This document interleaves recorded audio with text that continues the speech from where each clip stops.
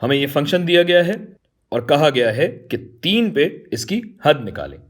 गौर करें तो फंक्शन में ऊपर मॉड्यूलस दिया गया है, यानी कदर मुतलक या एब्सोल्यूट वैल्यू की बात की गई है। और ऐसी सूरत में आप जानते हैं कि टुकड़ावार फंक्शन यानी पीस वाइज फंक्शन बनेगा। कैसे भाई?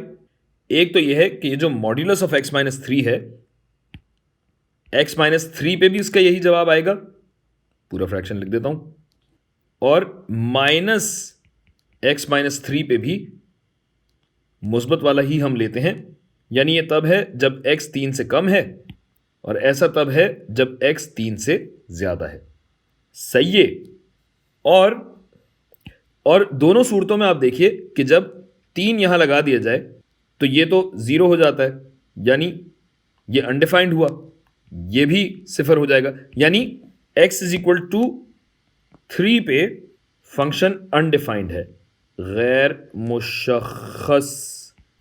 और फिर एक और बात भी देखिए कि जब ये x minus 3 over x minus 3 है तो भाई ये दोनों काट के क्या बनाएंगे? 1 बनाएंगे ना, यानी x जब 3 से बड़ा है तो जवाब है 1, यानी फंक्शन है 1, जबकि 3 से जब ये छोटा है तो फंक्शन -1 के बराबर है।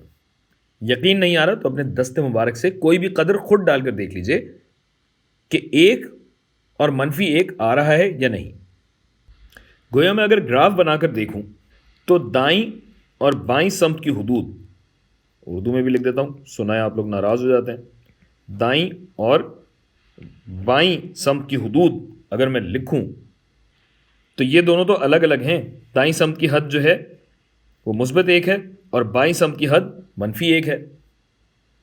और चूंकि दाईं और बाईं हुदूद बराबर नहीं है, लिहाजा फंक्शन की जो हद है ना उसका कोई वजूद ही नहीं है।